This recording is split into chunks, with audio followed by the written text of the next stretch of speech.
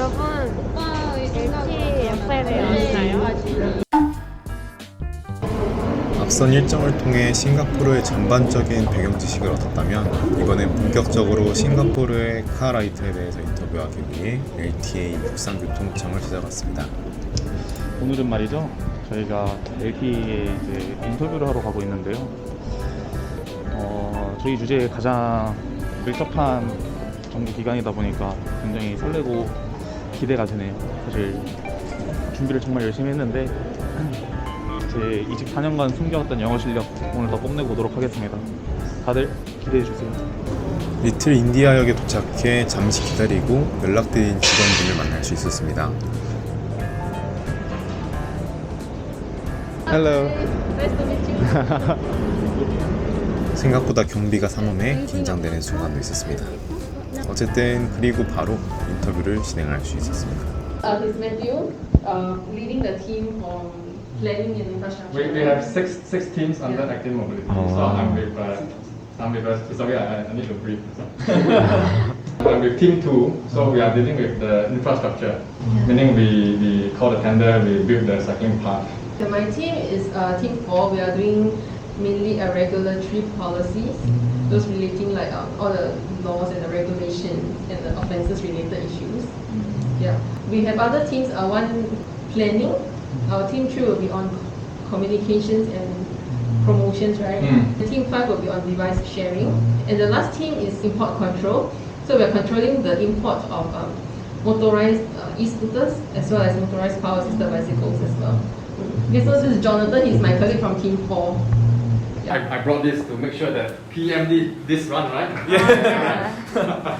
Why we chose this topic was that in Seoul, actually in Korea, now PMD is making a bigger portion of transportation, and Seoul is also trying to make a car-like city, make people use more bicycles and more PMDs, lessen the use of private car. And however, PMD infrastructure, for example, like bicycle road or cycling paths, is not made well.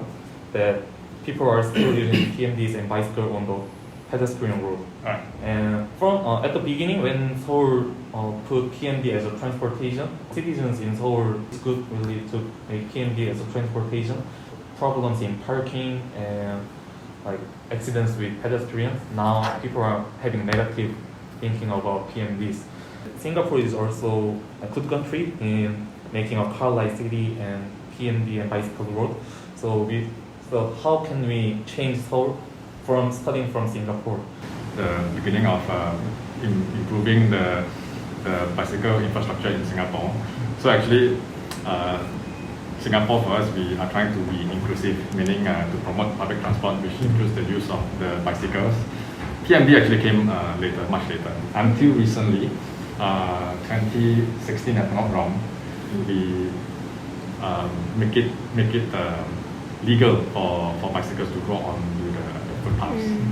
Yeah, then we had this team formed to continue to promote the use of bicycles and to make it safe.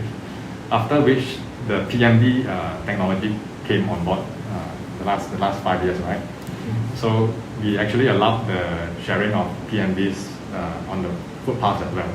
But because of the safety issues, then Singapore actually banned the footpath in 2019. But it is not a total ban. So we are still trying to be inclusive because I think that is a good mode of transport, not just for getting from point A to point B, but in Singapore also I think because of the food delivery riders, they also use PMD to do the delivery. So Singapore, we did not totally kill off the idea of using PMDs, but we are trying to do more the bicycle infrastructure, widen the path so that the PMD is able to go on those paths. PMD is not allowed on the roads as well, to share with the motor traffic. As I said, it's not a total ban. We are trying to make it inclusive, improving the infrastructure and also the education to the users so that they use the device, they know where to use the device, where it's allowed, where it's not allowed, to use it safely. I don't think Singapore has a solution of making it safe for PMD. I think we are trying. So one regulation we had is this UL 2272 fire safety certification. So all PMD in Singapore has to be UL 2272 certified. before the retailer can sell the product. We have a lot of charging the PMD and the fire breakout. Yeah, then you know in Singapore house like buildings, right? So if the fire break out, it affects a lot of people. Yeah, that's In South Korea, to drive PMDs only have like car driving license or like motorcycle license. But in Singapore, if they have car license, is it okay they just use PMD or they also need the theory test? It's something additional. So even if you have a PAB certification, but you want to ride e-scooter, you also must take the e-scooter certification. So it's different. Different. Yes, driving license, e-scooter, and PAB, all different. Yes. Actually, our team is also we are also trying to like expand the bicycle roads in Seoul, and because Seoul is also competitive like Singapore, I think it's really hard that there is no open space so that we can make new bicycle road, but we have to make plus bicycle road in existing roads. So we thought that there are two ways, even though if we lessen the car roads or we get from the pedestrian road. right. But because lessening the car roads needs to be there are too many things to be considered, such as like it can cause traffic jam, Yes. and also car users can like have disagree with that selection. So we were just concerned about what would be the better way to expand the bicycle path. Same problem. Yeah, I suppose that is why for Singapore they are building a lot of train stations to get people to not to drive. So it's really a fine balance for users. I think also one thing, because I noticed that in Singapore, right, if you see like there's a cycling path on this road, the opposite side will usually not have, right? There's only one side, so they do not take up so much space on the road. Correct. Yeah. In Seoul, what's the most problem is that still they are using bicycle and PMDs on pedestrian roads and they cause accidents, like safety problems. But even though police is like trying to catch those problems, but because Seoul is too wide and it's so happening everywhere, Yeah. they are really having problems of catching all those problems. Is it still the same in Singapore? In Singapore, we have this active mobility enforcement team, which is separate from the police. Traffic police is more for enforcement on the road. Then for active mobility, enforcement is more for the paths. 예, 안녕하세요. 저희는 싱가포르 1팀입니다. 저희는 지금 이제 도시 재개발청인 URA를 다시 재방문했는데요. 저번에는 이제 다른 싱가포르 팀들과 같이 전반적인 싱가포르에 대해서 설명을 듣기 위해서 왔었다면, 오늘은 저희 팀이 따로 이제 인터뷰를 신청해서 저희 주제와 좀 더 관련해서 인터뷰를 하러 왔습니다. 오늘 인터뷰에서도 멋진 영어 실력을 바탕으로 해가지고 꼭 최고의 결과를 가져오도록 하겠습니다. URA가 카라이트에서 어떤 역할을 맡고 있는지 알아보기 전에 다시 한번 싱가포르라는 나라는 어떤 특성을 가지고 있는가에 대해서 간략히 짚고 넘어가 주셨습니다. So because Singapore is both a city and also a country, we need to make sure that we are able to cater for a lot of different things. So as a city, we need to ensure that there is sufficient jobs, space for jobs, industry, space for living. One is what Howard has mentioned about the ownership of the car. Right, you need to have a certificate. You need to have a license in order to own a car. So that's how we control the total population of the car in Singapore. So the problem of the congestion is always during the peak hours, right? Like morning, in the peak hours. So I'm sure you know about the ERP, the electronic pricing. Right, that's when you drive into certain road or certain area, you need to pay, regulate the usage. On the other part is the public transport and the active mobility part. So in order to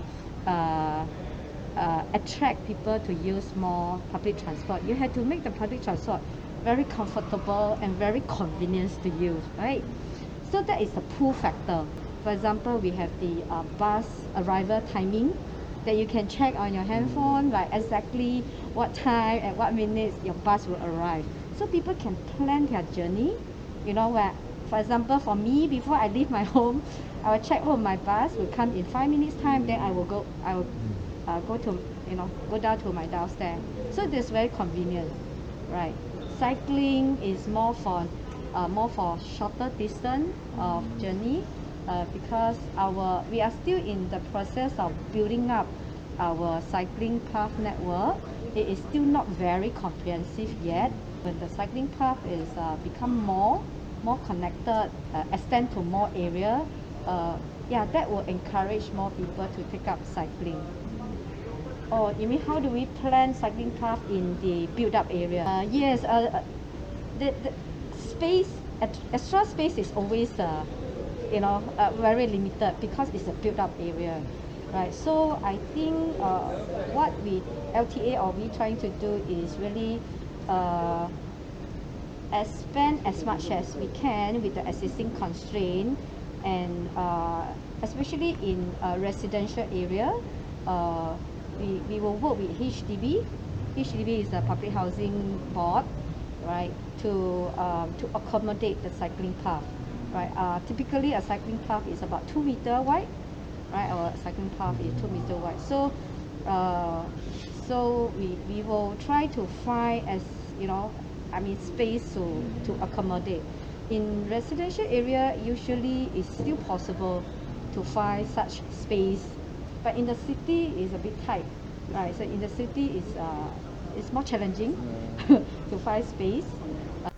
이렇게 싱가포르에서 만나본 기관의 설명과 직접 탐방해본 장소들을 통해서 싱가포르라는 나라가 어떻게 자전거와 PM을 활성화시키고 있는지, 그 과정에서 어려움은 무엇이 있는지 알아볼 수 있는 기회가 되었습니다. 이를 통해 우리 서울은 다가오는 PM의 시대를 어떻게 준비해야 할지 더 구체적으로 생각할 수 있었습니다. 이번 도시미인을 통해 싱가포르에서 보고, 느끼고, 배운 내용을 토대로 적어내린 결과 보고서의 내용이 서울의 카라이트가 성공적으로 진행되는 데 도움이 되었으면 좋겠습니다.